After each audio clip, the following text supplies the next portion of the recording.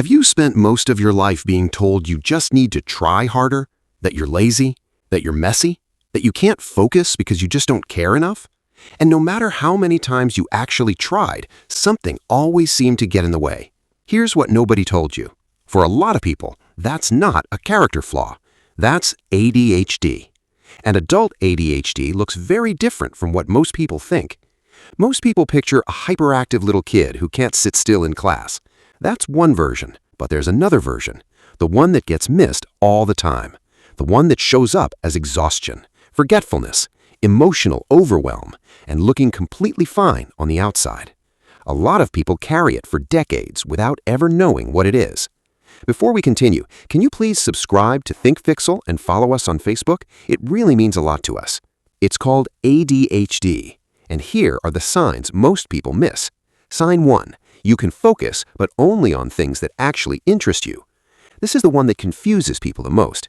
They say, you can't have ADHD, you spent 4 hours straight on that game. And they're right, you did. But sit you down with something you don't find interesting? Your brain genuinely cannot hold on to it. Not because you're choosing not to, because the ADHD brain runs on interest and stimulation, not on importance. It has nothing to do with how much you care. Sign 2. You lose things constantly. Keys, phone, your train of thought mid-sentence.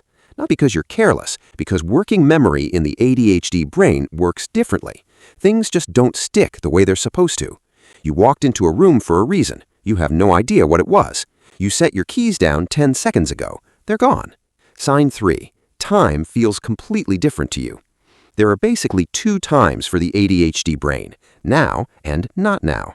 Everything that isn't happening right in front of you feels vague and distant until suddenly it's urgent and it's today. Deadlines don't feel real until they're too close.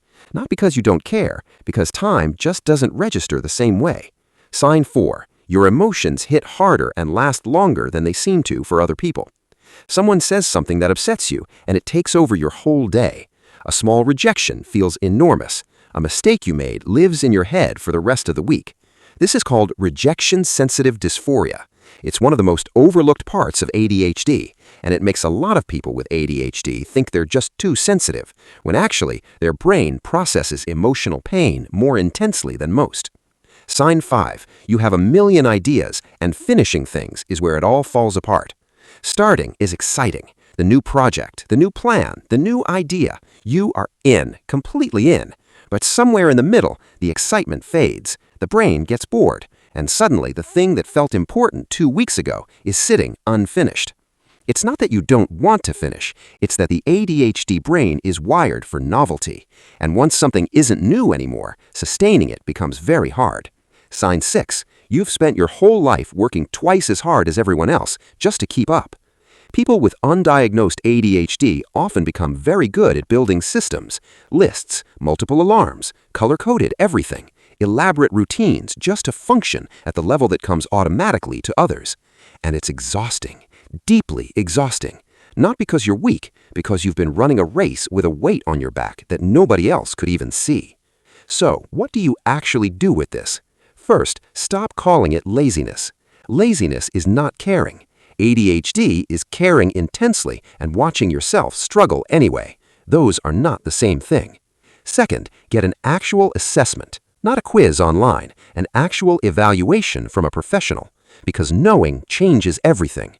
How you work, how you talk to yourself, and the support you can actually access. Third, find systems that work for your brain, not systems designed for someone else's brain. The ADHD brain is not broken, it just runs differently. And once you stop forcing it to be something else, a lot of things start making a lot more sense. If this is the first time any of this has made sense to you, subscribe to ThinkPixel and follow us on Facebook.